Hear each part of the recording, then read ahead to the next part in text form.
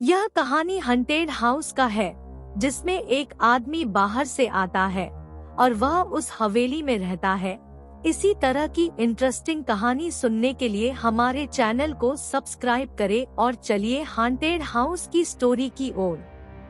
साहब, वो घर तो बहुत दिनों से खाली पड़ा है और उस घर में कोई भी रहना नहीं चाहता। सुना जाता है कि एक औरत ने उस घर में फांसी लगा ली थी और उस घर में उसी की आत्मा का वास है। तुम ये फिजूल की बातें करना बंद करो। आत्मा वात्मा कुछ नहीं होती है, राघव ने टैक्सी ड्राइवर को डपटते हुए कहा। राघव का पिछले हफ्ते ही माला गांव में तबादला हुआ था। पूरे हफ्ते नया घर तलाशने के बाद एक ही घर उसे मिला था जो कि बिकाऊ था, तो उसने जल्द ही वह घर खरीद लिया। वह अपनी बीबी और 2 बच्चों के साथ उसी घर में शिफ्ट होने जा रहा था। राघव का 9 साल का बेटा साहिल और 8 साल की बेटी डॉली पीछे की सीट पर बैठे ड्राइवर की बातों को ध्यान से सुन रहे थे। थोड़ी देर बाद डॉली ने सुनीता से पूछा, मम्मी, क्या सच में भूत होता है? राघव की बीबी सुनीता भी उन्हीं बच्चों के साथ पीछे की सीट पर बैठी थी। सुनीता ने दोनों बच्चों को समझाते हुए कहा, नहीं बच्चों, भूत नहीं होता है। अंकल तो कहानी सुना रहे थे। राघव ने एक बार फिर ड्राइवर से कहा, ये सब कहानियां बनाना बंद करो, बच्चे डर जाते हैं।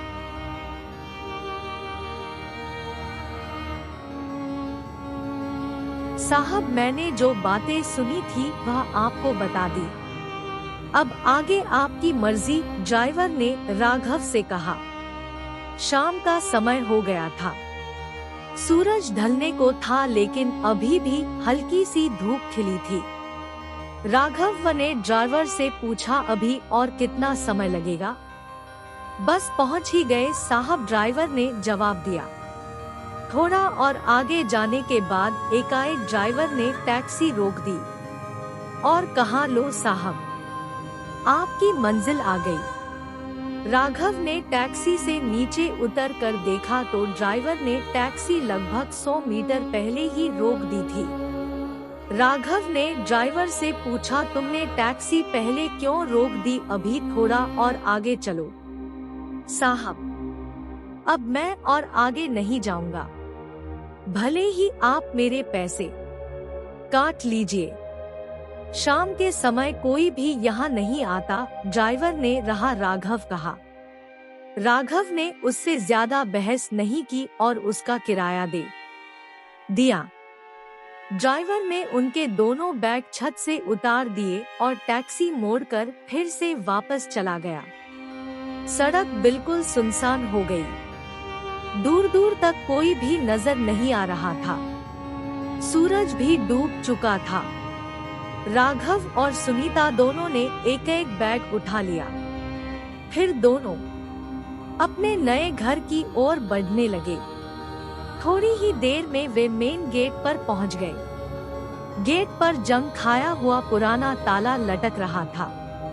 तभी न जाने कहां से उनके पास एक बूढ़ी औरत आ गई। हाथ में लाठी लिए थी। उसके बाल उलझे से थे।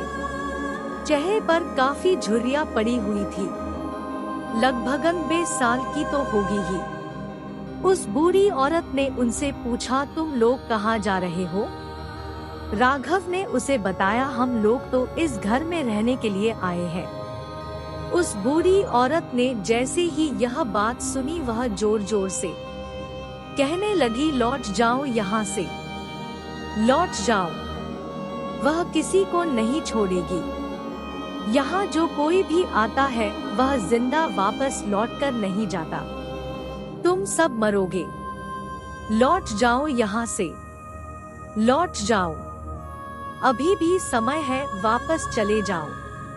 तभी उस घर का चौकीदार राम सिंह वहां आ गया और उसने उस बूढ़ी औरत को वहां से भगाते हुए कहा, चल बुढ़िया, निकल यहाँ से, भाग। कुछ भी बकती रहती है, पागल कहीं की। साहब आप इसकी बातों पर ध्यान मत दीजिए, ये तो पागल बुढ़िया है, कुछ भी बकती रहती है। आप घर में चलिए। राम सिंह ने जंग लगी सरियों से बने गेट पर लटक रहे ताले को खोलते हुए कहा। दरअसल राम सिंह ही उस घर की देखभाल रखता था और वह माली का भी काम करता था। राम सिंह ने गेट खोला। घर काफी पुराना लग रहा था। धूल और पत्तों से सारा घर ढका हुआ था। उस घर के आसपास कोई दूसरा घर भी नहीं था। दूर दूर तक केवल जंगल ही जंगल था। राम सिंह ने दोनों बैग अपने हाथ में उठा लिए और अंदर जाकर घर का दरवाजा खोल दिया। राम सिंह घर में चला गया। पीछे पीछे वे चारों लोग भी अंदर चले गए। घर के अंदर उनकी आवाज गूंज रही थी। सारे घर को मकड़ियों ने अपना घर बना रखा था।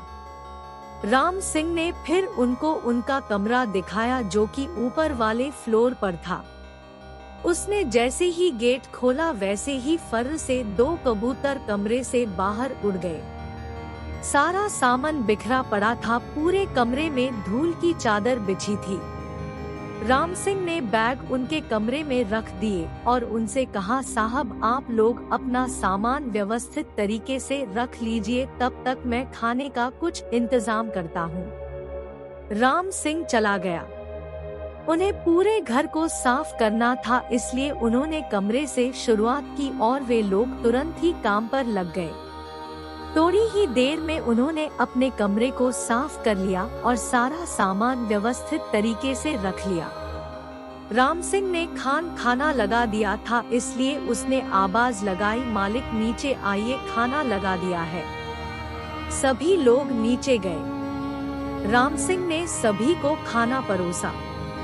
खाना बहुत ही स्वादिष्ट भी बना था। सभी लोग खाना लगे।